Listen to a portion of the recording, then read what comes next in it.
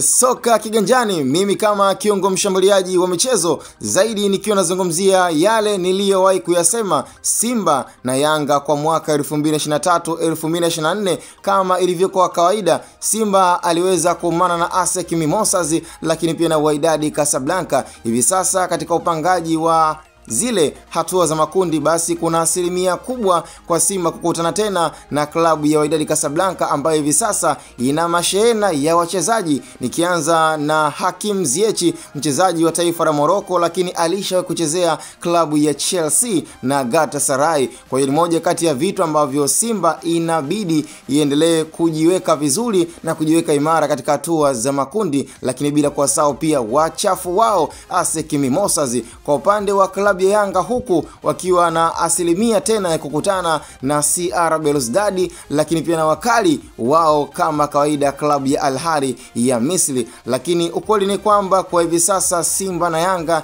zimeonyesha dhahiri kwamba wana uwezo wa kuingia katika hatua za makundi mara kwa mara na kuendeleza ligi ya NBC kuonekana kwamba ni most valuable ligi kwa upande wa bara la Afrika, na haya yanayo zungumzwa na kusemwa kwamba ligi ya Tanzania kwa sasa inaweza ikaingia kwenye top 3. Nikianza kuzungumzia klabu ya Azam FC ambayo tayari na yenyewe imeshatinga kwenye hatua za group stage, hatua za makundi. Klabu ya Singida Black Stars na zenyewe tayari zimeonyesha dhahiri kwamba kuna asilimia kubwa ya ligi ya Tanzania kuendelea kuwa ni kubwa na kuthaminiwa na kuingia kwenye top 3 ya ligi bora barani Afrika. Mpaka hivi sasa timu zote 4 zimeshafanikiwa kuingia kwenye hatua za makundi: klabu ya Simba, klabu ya Azam, klabu ya Singida Black Stars, lakini pia na klabu ya Yanga ambayo kwa siku muhimu kabisa, siku ya jana, waliweza kuonyesha umahiri.